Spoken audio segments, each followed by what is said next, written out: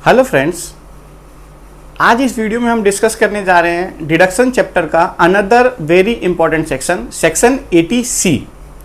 Section 80C वैसे तो बहुत कॉमन सेक्शन है। नॉर्मली जितने भी ITR फाइल होते हैं, इनकम टैक्स रिटर्न फाइल होती है, उन सभी में 80C का डिडक्शन क्लेम किया जाता है। लेकिन आज हम इसको कुछ अदर तरीके से समझते हैं कि इसका हम बेस्ट यूटिलाइजेशन कैसे कर सकते हैं। तो चलिए शुरू करते हैं section 80C। Starting to end each and every point पे हम इसको डिस्कस करेंगे। तो देखिए, मैंने ऑलरेडी 80C को अपने बोर्ड पे नोट डाउन कर दिया है। अब हम इसको एक एक करके डिस्कस करते हैं। तो सबसे पहले सेक्शन 80C जो है, ये सेक्शन में डिडक्शन मिलता किसे है। तो देखिए, 80C का डिडक्शन इंडिविजुअल और HUF को मिलता है, यानी इंडिविजुअल पर्सन और HUF 80C का डिडक्शन क्लेम कर सकते हैं। ये डिडक्शन मिलेगा कब? जब आप करेंगे कुछ इन्वेस्टमेंट्स या फिर एक्सपेंडिचर। कुछ आपने एक्सपेंस करा जो कि लिखे गए हैं सेक्शन 80C में, तो आपको उसका डिडक्शन मिल जाएगा। या फिर आपने कुछ इन्वेस्ट करा जो कि मेंशन है सेक्शन 80C में, तो उसका भी आपको डिडक्शन सेक्शन 80C सेक्शन में मिल जाता है। तो देखिए, सेक्शन 80C जो सेक्शन है, इसमें मैक्सिमम डिडक्शन जो मिलेगा किसी असेसी को या फिर किसी इंडिविजुअल को, वो मिलेगा 1.5 लाख रुपए। 80C के अंदर मैक्सिमम जो डिडक्शन मिलता है वो 1.5 लाख रुपए का मिलता है, उससे ज्यादा नहीं मिलता। आप उससे ज्यादा भी इन्वेस्ट कर सकते हैं, लेकिन अगर आप इन्वेस्ट भी करेंगे तो भी डिडक्शन आपको 1.5 लाख रुपए तक ही मिलेगा, क्योंकि ये एक मैक्सिमम लिमिट है। तो देखते हैं 80C का डिडक्शन किन किन चीजों पे मिलता है।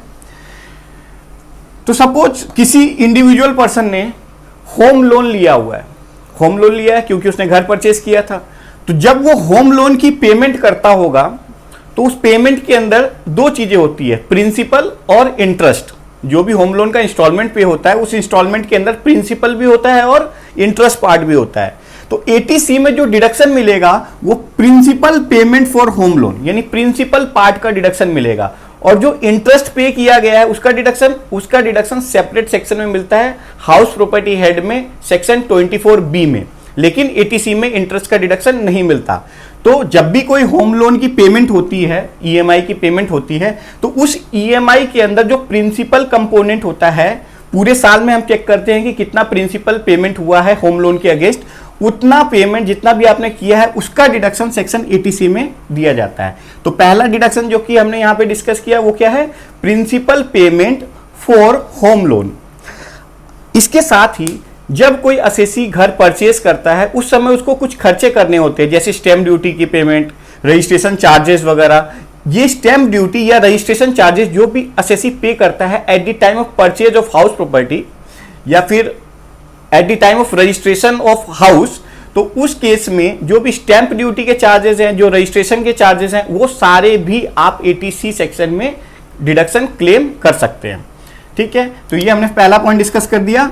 होम लोन के अगेंस्ट जो भी आप प्रिंसिपल पेमेंट करते हैं उसका डिडक्शन आपको सेक्शन 80C में मिल जाता है। इसके साथ ही आप जब भी घर परचेज कर रहे हैं और परचेज करके उस घर को रजिस्टर्ड करवाते हैं, उस समय जो भी आपने स्टैंप ड्यूटी पे किया है या फिर जो भी रजिस्ट्रेशन चार्जेस आपने पे किया है, उसका डिडक्शन भी आप सेक्शन 80C में क्लेम कर सकते हैं। तो इसके साथ हमने फर्स्ट पॉइंट को पूरी तरीके से डिस्कस कर लिया। आइए सेकेंड पॉइंट। ये तो बहुत सारे SEC पे एप्लीकेबल है, ट्यूशन फी की पेमेंट। अब ये जो ट्यूशन फी की पेमेंट है, ये आप करेंगे तो आपको इसका डिडक्शन मिल जाएगा। यानी अगर असेसी मैरिड है, उसके बच्चे हैं और बच्चे स्कूल जा रहे हैं या फिर कॉलेज जा रहे हैं, यूनिवर्सिटी जा रहे हैं, और असेसी फिर उस बच्चे के लिए, उस चाइल्ड के लिए ट्यूशन फी पे करता है, तो उसका डिडक्शन वो अपनी 80C के सेक्शन में क्लेम कर सकता है। यहाँ पे जो डिडक्शन मिलेगा वो मैक्सिमम 2 चाइल्ड के लिए मिलेगा। सपोज असेसी के 3 चाइल्ड है, तो वो सिर्फ उनमें से 2 के लिए ही ये डिडक्शन क्लेम कर सकता है, 2 से ज्यादा चाइल्ड के लिए ये डिडक्शन नहीं मिलता। और ये जो ट्यूशन फी है, ये होना चाहिए फुल टाइम एजुकेशन के लिए।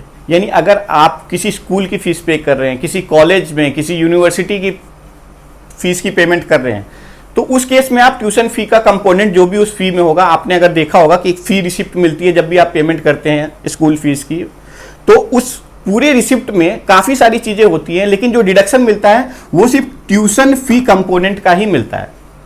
तो जितना भी ट्यूशन फी उस रिसिप्ट में मेंशन होगा, ईच मंथ में या क्वार्टरली, तो हम देखेंगे कि पूरे साल में कितना पेमेंट हुआ है ट्यूशन फी का, और उसी के अकॉर्डिंग हम डिडक्शन दे देंगे। तो देखिए ध्यान से कि ट्यूशन फी का डिडक्शन मिल जाता है, कब मिलेगा? जब फुल टाइम एजुकेशन के लिए दिया जाए, और ये इंडिया में होना चाहिए। अगर सपोज कोई एसएससी है, उसके बच्चे इंडिया से बाहर पढ़ रहे हैं और उसके लिए उसने फीस की पेमेंट करी है आउट ऑफ इंडिया, तो उस केस में ट्यूशन फी वाला डिडक्शन 80C के अंदर क्लेम नहीं किया जा सकता। ठीक है, तो हमने दूसरा पॉइंट भी अच्छे से डिस्कस कर लिया, ट्यूशन फी, यानी जब भी कोई ट्यूशन फी की पेमेंट होती है तो उसका डिडक्शन भी हम 80C सेक्शन में क्लेम कर सकते हैं। अब ये ट्यूशन फी एक कंपोनेंट है टोटल फीस का। जब भी फीस पे होगी, रिसिप्ट मिलेगी आपको, तो उस रिसिप्ट में आपको ये चेक करना है कि ट्यूशन फी कितना है। ठीक है, तो ट्यूशन फी की पेमेंट अगर कोई एसएससी करता है, कोई इंडिविजुअल पर्सन करता है, तो उसका डिडक्शन वो सेक्शन 80C में क्लेम कर सकता है।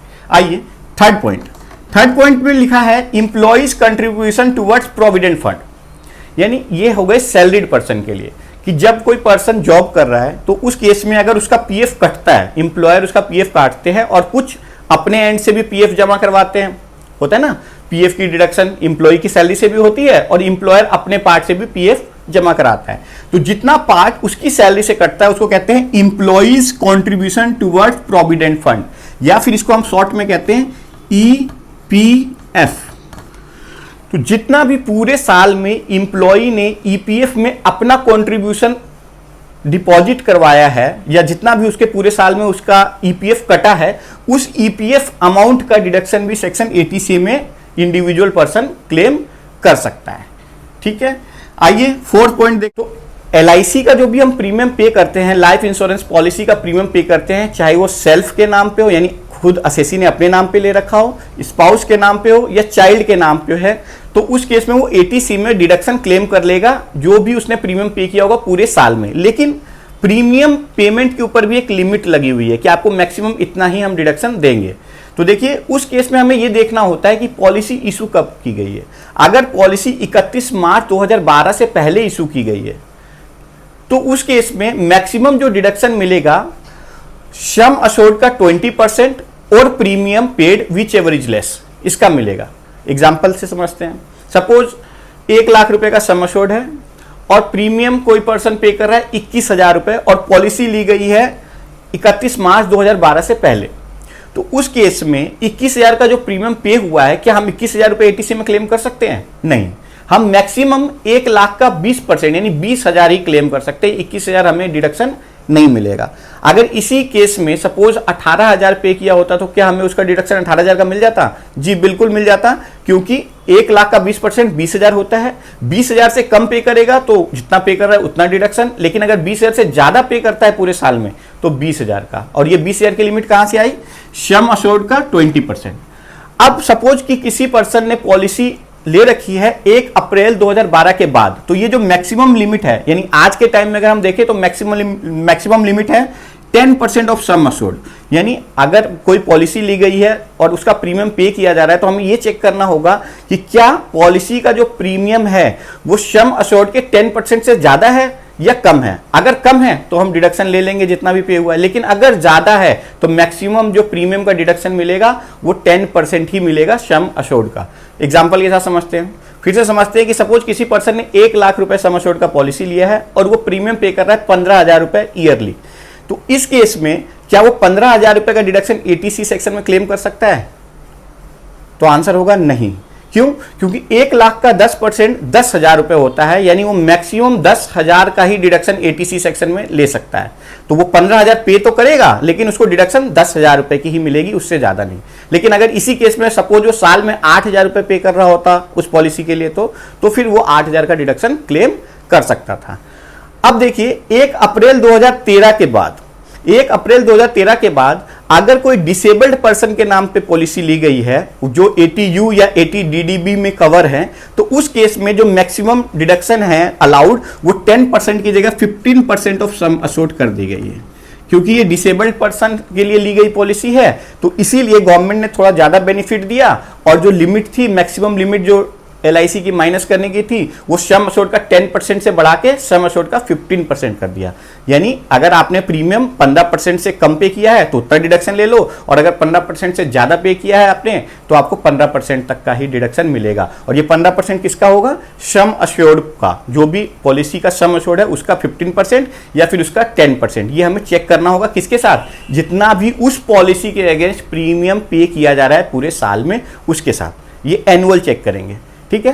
तो ये जो LIC की पॉलिसी है या तो एसएससी अपने नाम पे ले सकता है सेल्फ, या फिर स्पाउस के नाम पे ले सकता है, या फिर चिल्ड्रन के नाम पे ले सकता है, और जो भी प्रीमियम पे करेगा वो 80C सेक्शन के अंदर उसका डिडक्शन उसको मिल जाएगा। अब ये पॉलिसी जो LIC की होती है, लाइफ इंश्योरेंस की जो पॉलिसी होती है, नॉर्मली 3 टाइप की होती है, एंडोमेंट प्लान, टर्म प्लान और यूलिप। तो ये 3 टाइप की नॉर्मली पॉलिसीज होती है। आप कोई भी पॉलिसी लेंगे तो आपको सेक्शन 80C में उसका डिडक्शन मिल जाएगा, चाहे आप एंडोमेंट प्लान ले लो, चाहे आप टर्म प्लान ले लो, या फिर चाहे आप यूलिप प्लान ले लो, ठीक है। तो ये हमने 4 चीजें डिस्कस की। होम लोन का प्रिंसिपल पेमेंट, उसका डिडक्शन 80C में मिलेगा। ट्यूशन फीस की पेमेंट बच्चों के लिए अगर की जाए तो उसका भी डिडक्शन 80C में मिलेगा, लेकिन मैक्सिमम 2 चाइल्ड के लिए। इंप्लॉई का जो कंट्रीब्यूशन जाता है प्रोविडेंट फंड में, उसका डिडक्शन भी 80C सेक्शन में क्लेम किया जा सकता है। और लाइफ इंश्योरेंस पॉलिसी अगर किसी पर्सन ने ली है तो उसका जो प्रीमियम पे होगा उसका डिडक्शन भी 80C सेक्शन में क्लेम किया जा सकता है। चलिए आगे चलते हैं। तो फिर देखिए, नेक्स्ट पॉइंट जो हम डिस्कस करने जा रहे हैं वो है म्यूचुअल फंड। क्या म्यूचुअल फंड परचेज करने से भी 80C में डिडक्शन मिलेगा क्या? तो जी बिल्कुल मिलेगा। अगर आप म्यूचुअल फंड के यूनिट्स खरीदते हैं और वो mutual fund equity linked saving scheme वाले हों तो आपको सेक्शन 80C में उसका डिडक्शन मिल जाएगा। अब ये इसको हम शॉर्ट में कहते हैं ELSS, equity linked saving scheme mutual fund. इसके अलावा अगर आपने कोई दूसरे म्यूचुअल फंड्स की यूनिट्स खरीदे तो उसका डिडक्शन सेक्शन 80C में नहीं मिलता है। सेक्शन 80C में अगर आपको डिडक्शन लेना है तो आपको सिर्फ ELSS के यूनिट्स ही खरीदने होंगे। ELSS का ही डिडक्शन आपको सेक्शन 80C में मिलता है। तो ध्यान रखेंगे, अगर कोई म्यूचुअल फंड खरीदना चाहता है और डिडक्शन लेना चाहता है सेक्शन 80C में तो उसको ELSS यूनिट्स के ही म्यूचुअल फंड खरीदने होंगे। अब employees contribution towards provident fund, ये हमने डिस्कस किया था। तो ये तो सैलरीड पर्सन का है। अगर कोई पर्सन जॉब नहीं करता और वो अपना प्रोविडेंट फंड अकाउंट खोलना चाहता है तो क्या उसके पास कोई ऑप्शन है? तो बिल्कुल ऑप्शन है, वो खुलवा सकता है अपना PPF account, public provident fund. Public provident fund कोई भी पर्सन खुलवा सकता है, या तो बैंक में या फिर पोस्ट ऑफिस में, और इस अकाउंट में जितना भी पैसा वो डिपॉजिट कराएगा उसका डिडक्शन मिल जाएगा उसको सेक्शन 80C में, लेकिन मैक्सिमम 1.5 लाख रुपए से ज्यादा नहीं मिल सकता। तो अगर किसी पर्सन का जॉब नहीं है तो उसके बावजूद भी वो अपना PPF अकाउंट खुलवा ले और इसके अंदर पैसा डिपॉजिट करा दे और फिर उस डिपॉजिट अमाउंट का डिडक्शन सेक्शन 80C में वो क्लेम कर सकता है। तो देखिए, अदर देन जॉब वाले भी लोग PPF अकाउंट खुलवा सकते हैं। और क्या जॉब में जो सैलरीड पर्सन है वो भी PPF अकाउंट खुलवा सकते हैं? जी, उनके पास भी ऑप्शन है, क्योंकि ये PPF अकाउंट कोई भी खुलवा सकता है। आप जॉब में हो या आप बिजनेस कर रहे हो, आप सेल्फ एम्प्लॉयड हो, आप PPF अकाउंट खुलवा सकते हैं, ठीक है। तो ये PPF अकाउंट आप बैंक या फिर पोस्ट ऑफिस में खुलवा सकते हैं, और जितना भी पैसा आप इसमें डिपॉजिट कराएंगे उतने का डिडक्शन आपको सेक्शन 80C में लेना अलाउड है, लेकिन मैक्सिमम 1,50,000 रुपीज तक। उसके बाद नेक्स्ट है ELSS हो गया हमारा, PPF हो गया। इसके बाद हम डिस्कस करते हैं सुकन्या समृद्धि योजना। देखिए, अगर किसी इंडिविजुअल पर्सन की गर्ल चाइल्ड है तो उस केस में गर्ल चाइल्ड के नाम पे सुकन्या समृद्धि योजना अकाउंट ओपन किया जा सकता है, और जितना पैसा भी इस अकाउंट में डिपॉजिट कराया जाएगा उसका डिडक्शन सेक्शन 80C में लेना अलाउड है। तो ये अकाउंट आप पोस्ट ऑफिस में भी खुलवा सकते हैं, बैंक्स में भी खुलवा सकते हैं, जहां पे भी आपका अकाउंट है आप वहां पे ये अकाउंट खुलवा सकते हैं। ये अकाउंट सिर्फ और सिर्फ गर्ल चाइल्ड के नाम पे ही ओपन हो सकता है। तो ठीक है, तो अगर किसी की गर्ल चाइल्ड है तो वो सुकन्या समृद्धि अकाउंट खुलवा सकता है। अगर उस गर्ल चाइल्ड नहीं है तो फिर वो PPF अकाउंट भी खुलवा सकता है। तो ऑप्शन काफी सारे हैं सेक्शन 80C में डिडक्शन लेने के। चलिए नेक्स्ट देखते हैं, national saving certificate NSC। National saving certificate post office से परचेज किया जा सकता है। इसका टेन्योर 5 ईयर्स का होता है। तो अगर आप NSC परचेज करते हैं तो जितने अमाउंट का भी NSC आपने परचेज किया है उतने अमाउंट का डिडक्शन आप सेक्शन 80C में क्लेम कर सकते हैं, लेकिन मैक्सिमम 1,50,000 से ज़्यादा नहीं कर पाएंगे। तो NSC आप परचेस करेंगे तो भी आपको सेक्शन 80C में इसका डिडक्शन मिल जाएगा।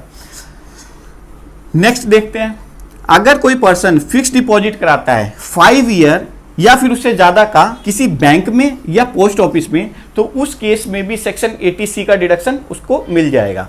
तो फिक्स डिपॉजिट पे भी डिडक्शन मिल सकता है, हाँ, लेकिन वो 5 ईयर या उससे ज़्यादा का फिक्स डिपॉजिट होना चाहिए। और ये बैंक या फिर पोस्ट ऑफिस आप कहीं पे भी करवा सकते हैं, आपको इसका डिडक्शन सेक्शन 80C में मिल जाएगा। सीनियर सिटीजन सेविंग स्कीम, तो देखिए अगर कोई person senior citizen saving scheme में इन्वेस्ट करता है तो उस केस में भी वो 80C का डिडक्शन ले सकता है। अब ये सीनियर सिटीजन सेविंग स्कीम में कौन इन्वेस्ट करेंगे, तो भाई जो सीनियर सिटीजन होगा वही इस स्कीम को ले सकेंगे। सीनियर सिटीजन मीन्स वो पर्सन जिनकी एज 60 ईयर्स या मोर हो, तो वो भी सीनियर सिटीजन स्कीम में इन्वेस्ट करके 80C का डिडक्शन क्लेम कर सकते हैं। तो ये भी कंप्लीट हो गया। नेक्स्ट देखते हैं NHB, नेशनल हाउसिंग बैंक। अगर कोई पर्सन नेशनल हाउसिंग बैंक के डिपॉजिट्स या फिर फंड्स के अंदर इन्वेस्ट करता है तो उस केस में भी 80C का डिडक्शन अलाउड है। यानी अगर आपने नेशनल हाउसिंग बैंक में के डिपॉजिट्स में इन्वेस्ट करा या फिर उसके फंड्स के अंदर पैसा कंट्रीब्यूट किया तो आप सेक्शन 80C के अंदर उसका डिडक्शन क्लेम कर सकते हैं।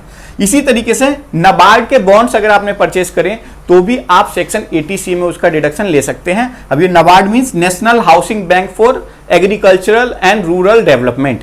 ये बैंक जो है नाबार्ड, ये एग्रीकल्चर और रूरल डेवलपमेंट के लिए काम करती है। इसका अगर आप बॉन्ड्स परचेस करते हो तो भी सेक्शन 80C में उसका डिडक्शन क्लेम किया जा सकता है। तो ये कुछ एक्सपेंडिचर है और कुछ इन्वेस्टमेंट्स हैं जो कि सेक्शन 80C में बताया गया है। अगर इन जगह पे आप इन्वेस्ट करते हैं या फिर एक्सपेंस करते हैं तो आपको सेक्शन 80C का डिडक्शन मिल जाएगा, लेकिन मैक्सिमम डिडक्शन 1.5 लाख रुपए का ही होगा। अब ये आप अपने अकॉर्डिंग प्लान कर सकते हैं कि आपको कहाँ इन्वेस्ट करना चाहिए, कहाँ नहीं। तो हमने 80C को स्टार्टिंग टू एंड डिस्कस कर लिया, सारे इन्वेस्टमेंट्स के बारे में आपको बता दिया है। अब इसमें आप खुद एनालाइज करिए कि आपने कहाँ कहाँ इन्वेस्ट किया है, क्योंकि देखिए अगर आप कितना भी इन्वेस्ट करोगे डिडक्शन तो 1.5 लाख रुपए का ही मिलेगा। तो उससे ज़्यादा इन्वेस्ट करना यहाँ पे वाइज डिसीजन नहीं है। आप इस अमाउंट को कहीं और भी इन्वेस्ट कर सकते हैं बेटर अपॉर्चुनिटी में। तो आप अपनी 1.5 लाख की लिमिट को जरूर पूरा करें और उसके बाद आप फंड्स कहीं अदर जगह पे इन्वेस्ट करें। अब देखिए ज़्यादातर लोग ट्यूशन फी का डिडक्शन क्लेम करते हैं, क्योंकि अगर बच्चे हैं तो वो स्कूल जाएंगे और ट्यूशन फी होगा उनके पास। इसी तरीके से लाइफ इंश्योरेंस पॉलिसी भी मैक्सिमम लोग अवेल करते हैं, तो इसका डिडक्शन भी आप वहाँ पे क्लेम करते हैं 80C में। अगर किसी पर्सन ने होम लोन लिया हुआ है, घर परचेज करते समय होम लोन लिया है, तो ऑलमोस्ट उसका पूरा ही 80C वहाँ पे कवर हो जाता है। इसके बाद भी अगर किसी को 80C का बेनिफिट लेना हो और उसका कुछ कम पड़ रहा हो अमाउंट, तो वो म्यूचुअल फंड के यूनिट्स परचेज कर सकता है, ELSS वाले। और अगर उसको म्यूचुअल फंड ना परचेज करने हो तो फिर PPF अकाउंट है। अगर गर्ल चाइल्ड है तो सुकन्या समृद्धि अकाउंट भी है, फिक्स डिपॉजिट भी है, नेशनल सेविंग सर्टिफिकेट्स भी हैं, बॉन्ड्स भी हैं। तो आप अपने हिसाब से जो आपको ठीक लगे आप उस ऑप्शन को चुन सकते हैं और अपने 80C को कंप्लीट क्लेम कर सकते हैं। तो आज की इस वीडियो में इतना ही, मिलते हैं नेक्स्ट क्लास में कुछ और इंपॉर्टेंट टॉपिक्स के साथ। तो थैंक यू वेरी मच। अगर आपके कोई भी क्वेश्चंस हो तो आप हमें कमेंट करके पूछ सकते हैं, हम उसका आंसर जरूर देंगे। आज के लिए इतना ही, थैंक यू।